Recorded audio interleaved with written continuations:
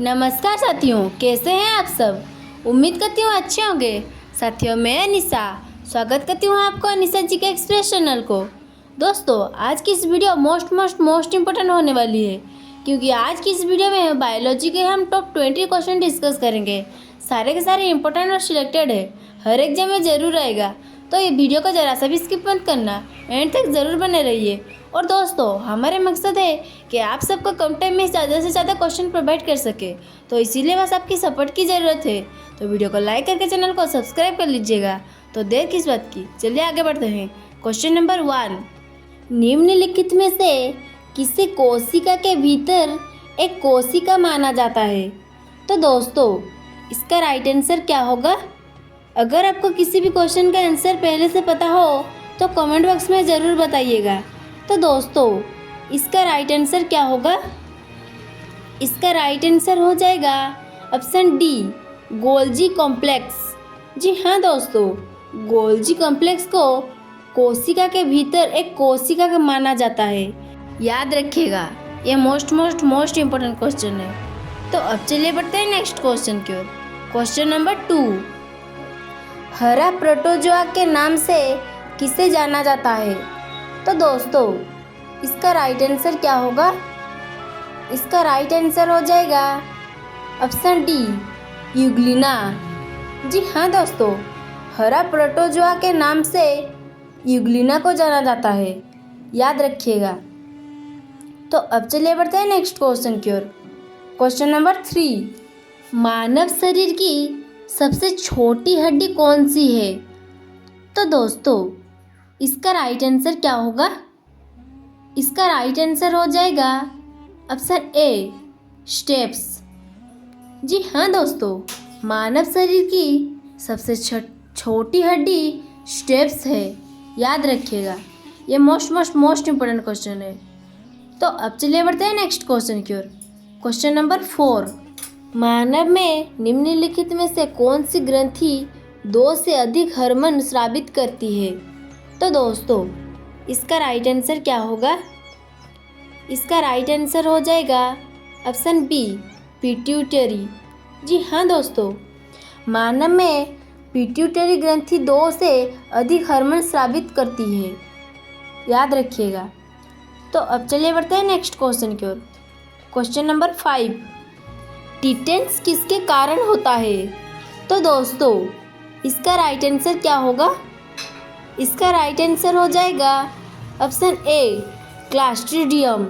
जी हाँ दोस्तों, टिटेंस क्लास्ट्रीडियम के कारण होता है। याद रखिएगा, ये मोस्ट इम्पोर्टेंट क्वेश्चन है। तो अब चलिए बढ़ते हैं नेक्स्ट क्वेश्चन की ओर। क्वेश्चन नंबर 6, हृदय और फेफड़े किसके द्वारा नियंत्रित होते हैं। तो दोस्तों, इसका राइट आंसर क्या होगा। इसका राइट आंसर हो जाएगा ऑप्शन डी, मेडुला ऑब्लोंगेटा। जी हाँ दोस्तों, हृदय और फेफड़े मेडुला ऑब्लोंगेटा के द्वारा नियंत्रित होते हैं। याद रखिएगा। तो अब चलिए बढ़ते हैं नेक्स्ट क्वेश्चन की ओर। क्वेश्चन नंबर 7, केंचुआ की कितनी आँखें होती हैं। तो दोस्तों, इसका राइट आंसर क्या होगा। इसका राइट आंसर हो जाएगा ऑप्शन डी, कोई नेत्र नहीं। जी हाँ दोस्तों, केंचुआ की कोई नेत्र नहीं है। याद रखिएगा। तो अब चलिए बढ़ते हैं नेक्स्ट क्वेश्चन की ओर। क्वेश्चन नंबर 8, किस कोशिकांग को पाचन थैली कहा जाता है।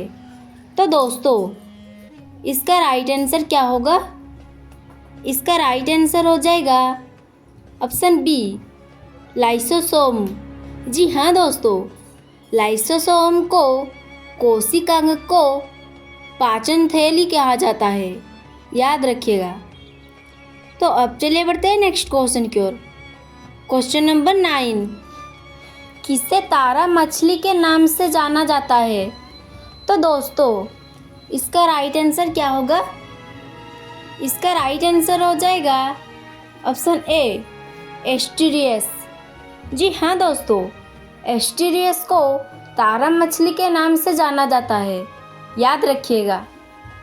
तो अब चलिए बढ़ते हैं नेक्स्ट क्वेश्चन की ओर। क्वेश्चन नंबर 10, जीवित शरीर के भीतर कोशिका या ऊतक की मृत्यु को क्या कहा जाता है? तो दोस्तों, इसका राइट आंसर क्या होगा? इसका राइट आंसर हो जाएगा ऑप्शन सी, नेक्रोसिस। जी हाँ दोस्तों, जीवित शरीर के भीतर कोशिका या ऊतक की मृत्यु को नेक्रोसिस कहा जाता है, याद रखिएगा। तो अब चलिए बढ़ते हैं नेक्स्ट क्वेश्चन की ओर। क्वेश्चन नंबर 11, निम्नलिखित में से किसमें एंटीबॉडी निर्माण होता है? तो दोस्तों, इसका राइट आंसर क्या होगा? इसका राइट आंसर हो जाएगा ऑप्शन सी, रक्त प्लाज्मा। जी हाँ दोस्तों, रक्त प्लाज्मा से एंटीबॉडी निर्माण होता है, याद रखिएगा। तो अब चलिए बढ़ते हैं नेक्स्ट क्वेश्चन की ओर। क्वेश्चन नंबर 12, किस प्राणी के कोशिका द्रव्य में हीमोग्लोबिन विलीन हो जाता है? तो दोस्तों, इसका राइट आंसर क्या होगा? इसका राइट आंसर हो जाएगा ऑप्शन बी, मछली। जी हाँ दोस्तों, मछली के कोशिका द्रव्य में हीमोग्लोबिन विलीन हो जाता है, याद रखिएगा। तो अब चलिए बढ़ते हैं नेक्स्ट क्वेश्चन की ओर। क्वेश्चन नंबर 13, निम्नलिखित में से किस हार्मोन में आयोडीन होता है? तो दोस्तों, इसका राइट आंसर क्या होगा? इसका राइट आंसर हो जाएगा ऑप्शन सी, थायरोक्सिन। जी हाँ दोस्तों, थायरोक्सिन में हार्मोन में आयोडीन होता है। जी हाँ दोस्तों। तो अब चलिए बढ़ते हैं नेक्स्ट क्वेश्चन की ओर। क्वेश्चन नंबर 14, निम्नलिखित में से किसे जैविक खाद के रूप में प्रयुक्त किया जाता है? तो दोस्तों, इसका राइट आंसर क्या होगा? इसका राइट आंसर हो जाएगा option B, azolla.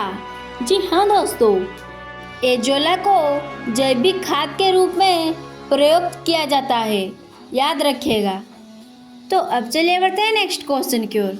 Question number 15, पाचन तंत्र का कौन सा भाग यकृत और अग्नाशय से स्राव प्राप्त करता है?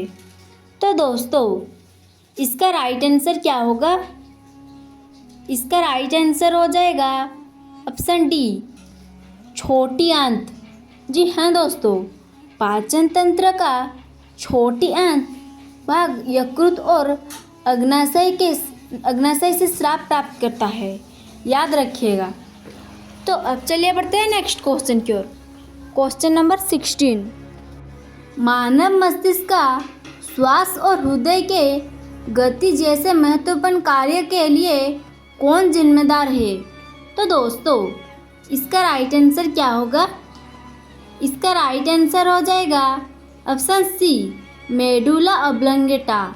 जी हाँ दोस्तों, मानव मस्तिष्क का श्वास और हृदय की गति जैसे महत्वपूर्ण कार्य करने के लिए मेडुला ऑब्लंगेटा जिम्मेदार है, याद रखिएगा। तो अब चलिए बढ़ते हैं नेक्स्ट क्वेश्चन की ओर। क्वेश्चन नंबर 17, प्याज छीलते समय आंसू इसलिए आते हैं क्योंकि प्याज से क्या निकलता है? तो दोस्तों, इसका राइट आंसर क्या होगा? इसका राइट आंसर हो जाएगा ऑप्शन बी, सल्फोनिक एसिड। जी हाँ दोस्तों, प्याज छीलते समय आंसू इसलिए आते हैं क्योंकि प्याज से सल्फोनिक एसिड निकलते हैं, याद रखिएगा। ये मोस्ट इम्पोर्टेंट क्वेश्चन है।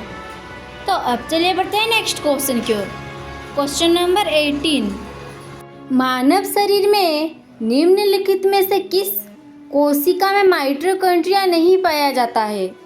तो दोस्तों, इसका राइट आंसर क्या होगा? इसका राइट आंसर हो जाएगा ऑप्शन ए, लाल रक्त कोशिका। जी हाँ दोस्तों, मानव शरीर में लाल रक्त कोशिका को से माइटोकॉन्ड्रिया नहीं पाया जाता है, याद रखिएगा। ये मोस्ट इम्पोर्टेंट क्वेश्चन है। तो अब चलिए बढ़ते हैं नेक्स्ट क्वेश्चन की ओर। क्वेश्चन नंबर 19, एक मांसपेशी में संकुचनशील प्रोटीन होते हैं। तो दोस्तों, इसका राइट आंसर क्या होगा? इसका राइट आंसर हो जाएगा ऑप्शन ए एक्टिन और मायोसिन। जी हाँ दोस्तों, इसका राइट आंसर हो जाएगा ऑप्शन ए, याद रखिएगा। तो अब चलिए बढ़ते हैं नेक्स्ट क्वेश्चन की ओर। Question number 20। कटे हुए सेब का रंग कुछ समय बाद भूरा हो जाता है क्योंकि यह हवा के साथ प्रतिक्रिया करके बनता है। तो दोस्तों, इसका राइट आंसर क्या होगा? इसका राइट आंसर हो जाएगा ऑप्शन ए आयरन ऑक्साइड। जी हाँ दोस्तों, इसका राइट आंसर हो जाएगा आयरन ऑक्साइड। याद रखिएगा, ये मोस्ट इम्पोर्टेंट क्वेश्चन है। तो दोस्तों, हमारे मकसद था कि आप सबका कम टाइम में ज़्यादा से ज़्यादा क्वेश्चन प्रोवाइड कर सके, तो इसीलिए बस आपकी सपोर्ट की ज़रूरत है। तो वीडियो को लाइक करके चैनल को सब्सक्राइब कर लीजिएगा। और दोस्तों, ऐसे ही इंपॉर्टेंट और सिलेक्टेड क्वेश्चन पाने के लिए वीडियो को लाइक करके चैनल को सब्सक्राइब कर लीजिएगा। रहता हूँ। जय हिंद, वंदे मातरम।